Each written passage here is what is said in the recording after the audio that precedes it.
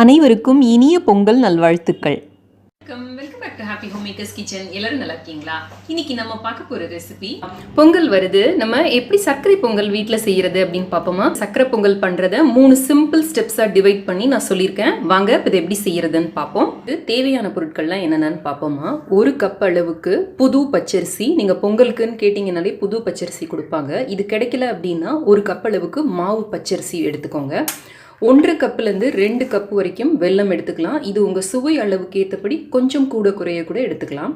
அப்புறம் 1/4 கப்புக்கு கொஞ்சம் குறைவாக பாசிப்பருப்பு. டேபிள் ஸ்பூனில் சொல்கிறதுனா 2 டேபிள் ஸ்பூன் அளவுக்கு பாசிப்பருப்பு, ஒரே 1 டேபிள் ஸ்பூன் அளவுக்கு கடலைப்பருப்பு, 3 டேபிள் ஸ்பூன் அளவுக்கு நெய். இந்த நெய் வீட்டிலே எப்படி செய்கிறது அப்படிங்கிறதுக்கான ரெசிபி லிங்க் வந்து நான் கீழே டிஸ்கிரிப்ஷன் பாக்ஸில் கொடுக்குறேன், நீங்கள் பார்த்துக்கோங்க. ஒரு சிட்டிகை பச்சை கற்பூரம். இதோ இங்கே எடுத்து வச்சுருக்கேன் பாருங்கள். பச்சை கற்பூரம் எடிபிள் கேம்ஃபர் அப்படின்னு கிடைக்கும் கடைகளில். காய்ந்த திராட்சை. இது வந்து வீட்டிலே எப்படி செய்வது அப்படிங்கிறதுக்கான லிங்க் நான் உங்களுக்கு டிஸ்கிரிப்ஷன் பாக்ஸில் கொடுக்குறேன், பார்த்துக்கோங்க.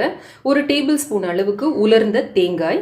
அப்புறமா ஒரு 4லேருந்து 5 முந்திரி பருப்பு. இதை வந்து சின்ன சின்ன பீஸாக கட் பண்ணி போட்டுக்கலாம்.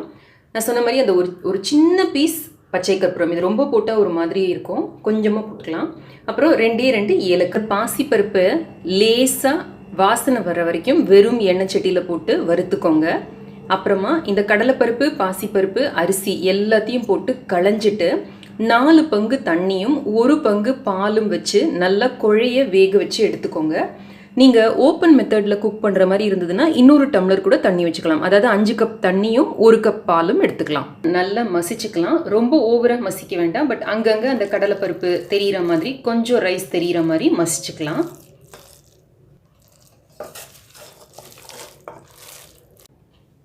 ஸோ இதுதான் நம்மளோட ஃபஸ்ட்டு ஸ்டெப்பு. வெள்ளைப்பாகு சேர்த்ததுக்கு அப்புறமா நம்மளால் சாதத்தை குழைக்க முடியாது. அதுக்கப்புறம் முழிச்சிட்டு நிற்கும் சாதம். அதனால பாகு சேர்க்கறதுக்கு முன்னாடி நீங்கள் நல்லா குழைச்சிக்கோங்க. வெல்லம் வாங்குறப்ப இந்த மாதிரி இந்த ஹைட்ரோசல்ஃபைட் இல்லாத, கெமிக்கல் இல்லாத வெல்லமாக பார்த்து வாங்கிக்கோங்க. இந்த மாதிரி இப்போ கிடைக்குது.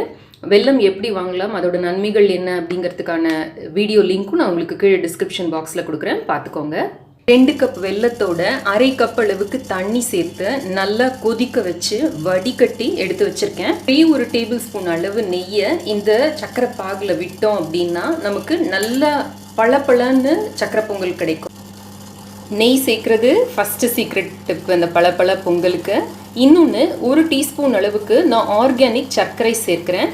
இதுவும் வந்து நல்ல ஒரு பளபளப்பையும் ஒரு டேஸ்ட்டையும் கொடுக்கும். இது செகண்ட் டிப்ஸ்னு வச்சுக்கலாம், ட்ரிக்குன்னு வச்சுக்கலாம். கொஞ்சமாக வெள்ளைப்பாகு எடுத்து இந்த மாதிரி 1 கப் தண்ணியில் போட்டு பார்த்தோம் அப்படின்னா நல்லா உருட்டுற பதத்துக்கு வரணும்.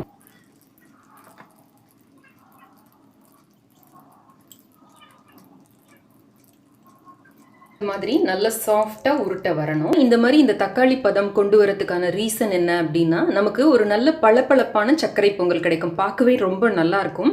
அதே சமயம் நம்ம பருப்பெல்லாம் சேர்க்கறதுனால ரொம்ப சீக்கிரம் ஊசி போகாமல் ரொம்ப நேரத்துக்கு நல்லா இருக்கும் நம்மளோட சர்க்கரை பொங்கல்.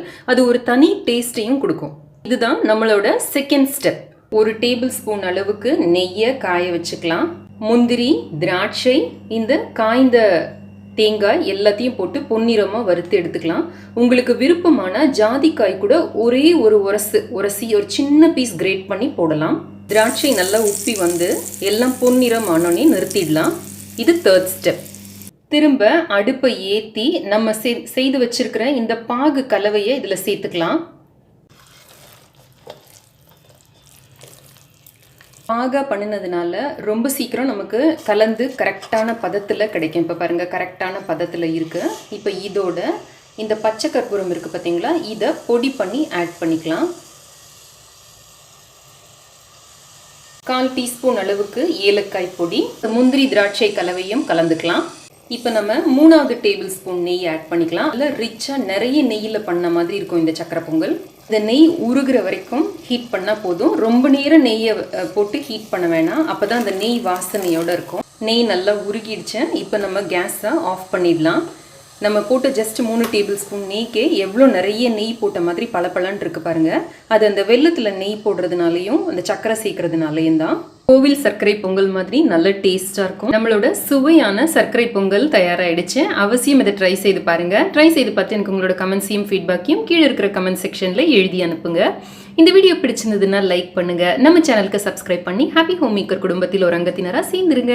இணைந்திருங்கள் ஹாப்பி ஹோம் மேக்கருடன். என்னாலும் நன்றி, வணக்கம். ஆரோக்கியமான சமையல், ஆனந்தமான வாழ்க்கை.